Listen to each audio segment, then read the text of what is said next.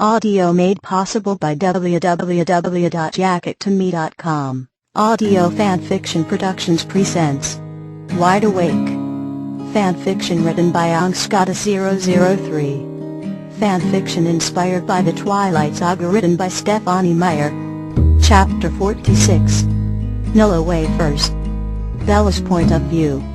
My eyes were trained on the small table in front of me, glaring a slight dagger at the children's book I just discarded. Freddie, the Falling Leaf. I shifted my blank gaze to the small window of the office with an inaudible sigh, and watched some leaves from a nearby tree flutter to the ground. I snorted.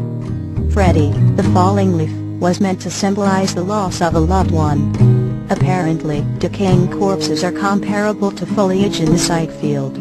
It was completely ridiculous to think any child would get insight from such nonsense. I rolled my eyes and let my head fall to the chair comfortably. My caffeine high was fading and this lady was taking her sweet time doing whatever.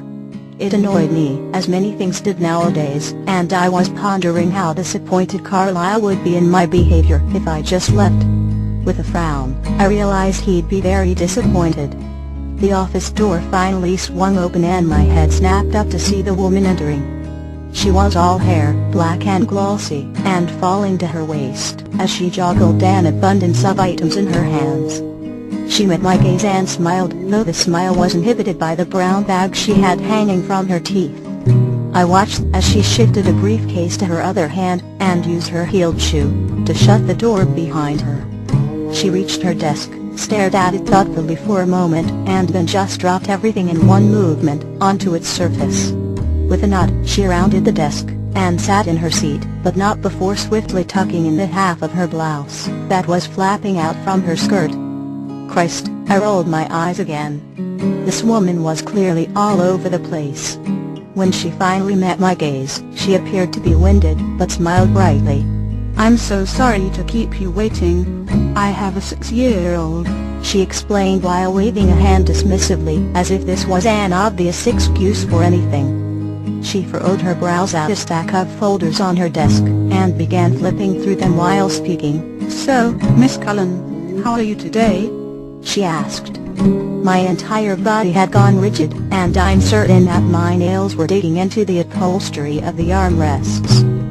"Miss Swan," I corrected tersely through clenched teeth. She was still fluttering through folders, as she responded, "No, I'm Dr. Carmen actually. Pleased to make your acquaintance." She smiled. I huffed loudly. "No, I am Miss Swan," I enunciated, visibly perturbed by her mistake. Her eyes darted to mine. "Oh," she raised her brows in surprise. "I'm sorry.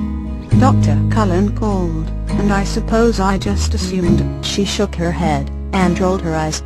"I'm making a fool out of myself, aren't I?" she asked with an apologetic gaze. I tried my best to relax and excused her error, before explaining, "Dr. Cullen is a family friend." "Okay." She produced a folder, and sank back into her seat, exhausted. "Just give me a moment," she requested, bringing her fingers to her temples, and rubbing them for a moment. When her gaze once again met mine, she regarded me thoughtfully. "Do you wish to discuss your reaction to my calling you by Dr. Cullen's name?" she asked quietly. I grimaced, and brought my knees to my chest, hugging them tightly in consideration. I eventually responded openly, as Carlisle had asked me to do. His son and I had a relationship, and I guess being called by his name just trailed off into a frustrated sigh, and shot her glance that made it clear she wasn't getting any more explanation than that. She nodded in understanding, and began writing swiftly onto a nearby notepad. "You were in a relationship," she stated while writing. "But not anymore." She met my gaze and tilted her head questioningly. I gave her the shortened version with a tight voice and clenched fists. "He left to go find his birth mother and hasn't returned." It was easier to say than I'd expected, and I released my death grip from my calves. "Hasn't returned," she mumbled while writing once again. "And you are no longer communicating?" she asked absently, and I had to suppress a growl. I wasn't expecting this to be about Edward. I shot haughtily. She met my gaze and nodded before returning to her pad. Edward, she annotated while her pen moved. Are you freaking serious? Look, Miss Wand. She began with a sigh, depositing her pen and crossing her arms over her chest with a firm expression. Dr. Cullen said you might be difficult, and I understand that. She shrugged and flipped her black hair over one shoulder. But there's probably something you should know about me. I take my job seriously. I snorted, but she ignored it. If I get a reaction from a mention of this, Edward, then I'm going to address it. If I get a reaction from a mention of clowns dressed in drag, then I'll address that next. The point is, this is my office, and we're going to do things my way. I don't care how much Dr. Cullen begs me to. I have no interest in forcing someone to speak to me. It's a waste of my precious time that could be spent helping someone who really wants it. She shrugged once again, and lifted one finger to point at the door. So if you don't want to be here, then there's the door. Don't let it hit you on the ass. I remained silent, and gazed out at the falling leaves. Of course I didn't want to be here, but my feet didn't move to remove me from this annoying lady's presence. After a few minutes of silence, she sighed, and I could see her arms cross over her chest again. Let's make a deal, okay? She asked softly, and without waiting for a response, continued. We'll talk today, and at the end of the session, I'll give you a series of assessments. If you believe any of these to be false, or still have doubts by Tuesday, then we'll never have to speak again, okay? She asked, tilting her head to the side. I wondered briefly how she could know that my doubts about her being capable of helping me were making me so averse to her requests. Truthfully, she was right. She could be spending her time helping someone who could be helped instead of going around in circles with me. It was a waste of time either way. But I reminded myself that I had my reasons for coming here today, and I wouldn't simply walk out and abandon them. Even though I was completely disinterested in her assessments and had no desire to discuss Edward, I nodded and tried to relax into my chair while meeting her gaze again.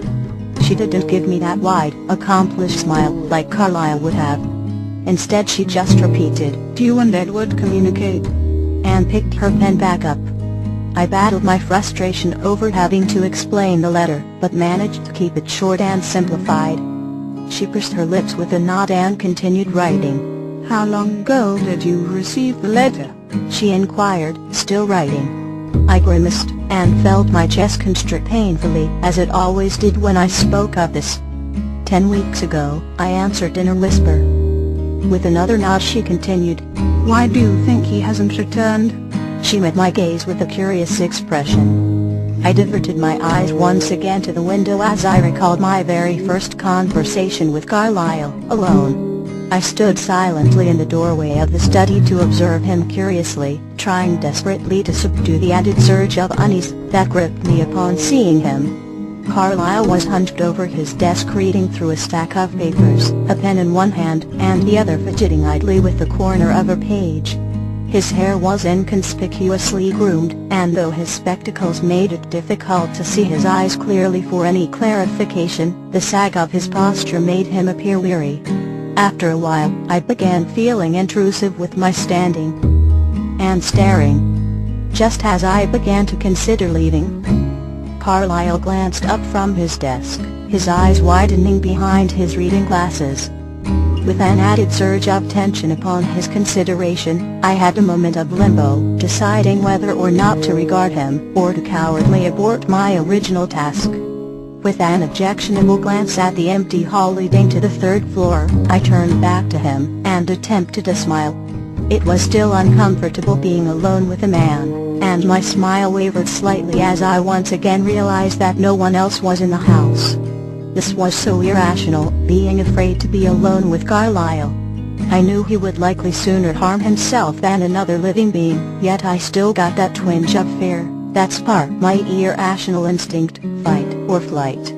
His lips pulled up into a small grin in return. "Bella." He greeted me softly with a hesitant nod, and slowly eased back into his chair.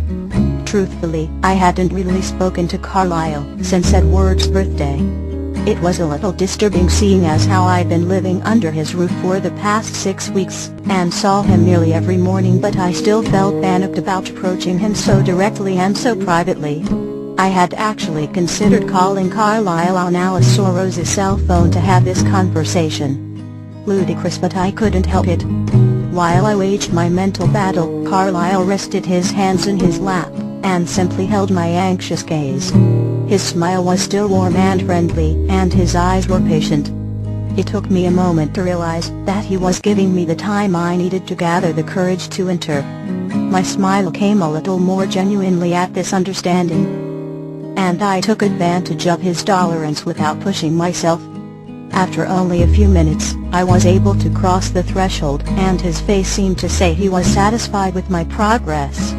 I found his patience slightly patronizing, but I pushed that emotion away, and followed the wall closest to a small sofa on the opposite side of the room from him. "This is good," I inwardly sighed in relief as I sunk into the small sofa against the wall. There was space between us and a desk. I was bordering on comfortable as I tucked my knees against my chest, and hugged them. Now, I had to work up the courage to speak to him. This was just as frustrating, if not more so, than not being able to enter Edward's forbidden closet. It seemed like such a simple concept, just open my mouth and talk. Something that would have been a passing interaction before 2 years ago was now an epic battle of nerves and incapability. It would have been so much easier if Edward, as me, Rose, or Alice had been in the room with us. Carlisle continued to sit and wait patiently as I worked to overcome my aversion. He could have returned to his previous task, to remain occupied, while I calmed myself, but he didn't. He kept our minimal eye contact, occasionally reaching up to scratch his eyebrow or rock slightly in his seat. After 10 minutes of easy breathing, and nearly biting a hole into my lip, I felt comfortable enough to attempt speaking. "How are you doing?" I asked, only faltering slightly as I hugged my knees. His grin widened, and he sank further into his seat in relief. "Just fine, Bella. How are you doing?" he asked, raising his eyebrows meaningfully. I relaxed a bit more, and suppressed a grimace. "I manage." "I'm sorry for disrupting you," I apologized, feeling a little guilty for taking up so much of his time for something so seemingly simple. He shrugged, and rested his hands comfortably in his lap once again. "It's no disruption, truthfully. If anything, it's a welcome distraction from the tedium of paperwork." He smiled genuinely. I tilted my head to rest my cheek on my knees, and inquired in a whisper, "Why do you always do so much paperwork?" He was always in his study doing paperwork. I couldn't understand why his job would merit it. Isn't that what nurses were for? "Well, I add notes to each of my patients' files, and have the transcriptionist add them into the computer. It's not required, but even the smallest detail of my examination could be pivotal to a diagnosis." I engaged him further into the conversation regarding his paperwork to condition myself to his presence. It made me feel more comfortable with speaking, and I was surprised to learn how much time he expended for the sake of diligence. He obviously took the responsibility of his patients very seriously. I imagined him extending that meticulousness to Edward before he adopted him, and a phantom smile tugged at my lips. "I once solved a critical diagnosis from noticing a bad toenail." He raised his eyebrow in earnestness. I pursed my lips and nodded without even really considering his statement. It was silent for another moment before I decided that I was comfortable enough to continue my mission. "I want information on Edward's mother," I said with as much firmness as I could manage, which really wasn't much. His ashen brows rose high on his forehead. "May I ask why you want this information?" he asked in this annoyingly knowing parental tone that made my eyes narrow in response. "Doesn't it seem a little odd to you that Edward hasn't made any contact for 2 weeks?" I asked, the now familiar vacancy in my chest throbbing forebodingly. Carlisle frowned, and shifted his gaze to his hands in his lap. "It doesn't seem odd to me, Bella. Edward will contact us if he wishes to," he answered in a soft voice. I gaped at him until he met my gaze again. Maybe he's not contacting us because something is wrong. My voice rose, aghast at his lack